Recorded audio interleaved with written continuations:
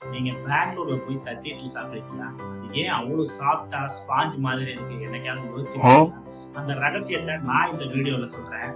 1 kilo Sona Masoori rice, 200 gram idli அரிசி, 200 gram உளுந்து, இந்த மூணையும் நல்லா குறைஞ்சது 4 மணி நேரம் ஊற வைங்க.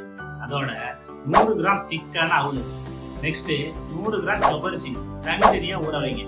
1/2 மணி நேரம் எல்லா பொருளையும் ஒன்னா சேர்த்து நைஸா அரைச்சிங்க. தேவையான அளவு உப்பு சேர்த்து நல்லா கலக்கி 6 to 7 hours நல்லா புளிக்க வைங்க. அந்த மாவை, புளிச்ச மாவை தட்டு இட்லி ஊற்றி சூடான இட்லி ஸ்டீமர்ல 10 நிமிஷம் வேக வைங்க. அவ்வளவுதாங்க, ஹோட்டல் ஸ்டைல்ல மெத்தான ஸ்பாஞ்சான பெங்களூர் தட்டு இட்லி ரெடி. ஒரே ஒரு டைம் நான் சொல்ற மாதிரி மெத்தட்ல ட்ரை பண்ணி பாருங்க. அப்புறம் அதுக்கப்புறம் என்ன ரெசிபி வேணும்னு கமெண்ட்ல சொல்லுங்க. நான் உங்களுக்கு கைட் பண்ண நான் இருக்கிறேன். நாகை பாஸ்கர் பேஜை ஃபாலோ பண்ணுங்க, ஷேர் பண்ணுங்க, கமெண்ட்ல அடுத்த வீடியோ என்ன வேணும்னு சொல்லி கமெண்ட் பண்ணுங்க. ஓகே, பட்ட நண்பா.